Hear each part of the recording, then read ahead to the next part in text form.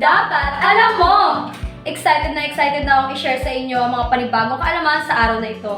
Kasama nga pala si Althea at si Vera bilang mga espesyal na co-host ngayong araw. Grabing energy naman yan, ate ko. Parang hindi ko mapapantay ng taas ng energy mo. Aba, syempre, dahil ang pag-uusapan natin ngayon ay tungkol sa energy. Energy!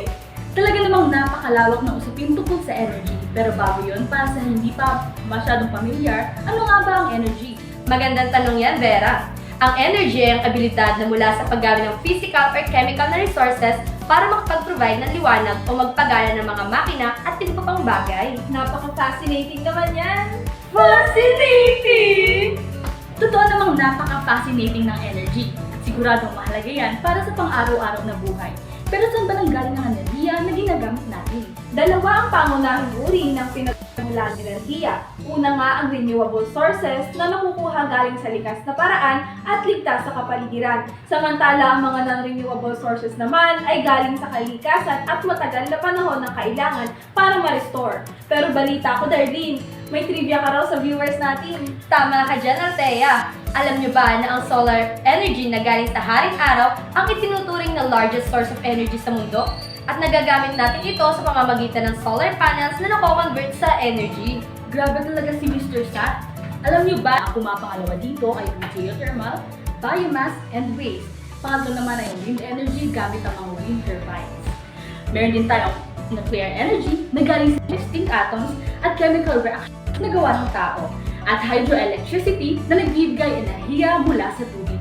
Lalong-lalo na sa bansang nasa Asia Pacific. Ikaw, Darlene, may idadagdag ka pa ba? Oo, Vera, meron. Ang tatlo sa mga nangungunang sources ng energy.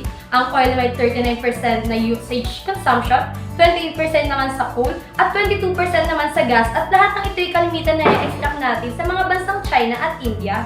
Grabing trivia naman yan. Sabi nga na pagkukunan natin ng enerhiya ay hindi lang maitatanggi na gamit ito sa pang-araw-araw na buhay at lalong-lalo na for residential, industrial at commercial use. Siyempre pa, and transportation. Sino ba naman ang gusto maglakad ng malayo para lang makarating sa pupuntahan? Kaya naman talagang mahirap iwasan lalo na kung napaka-dependent ng transportation system sa petroleum at over 70% ay napupunta dito. Hindi ko talaga in-expect na marami akong matututunan at maibabahagi sa dapat alam mo. Sana ay maimbitahan muli kami at totoo namang marami akong nalaman ngayong araw. Salamat sa napaka-informatibong usapan. Walang anuman, Vera. Bagong kaalaman, bagong matututunan. Yan ang ihahatid ng inyong mga ate ng bayan, mga dapat tuklasin sa mundo at kapaligiran, at mga trivia makapagpapayaman ng kaisipan. Ako po si ate nyo, Darlene, para sa Dapat Alam Mo!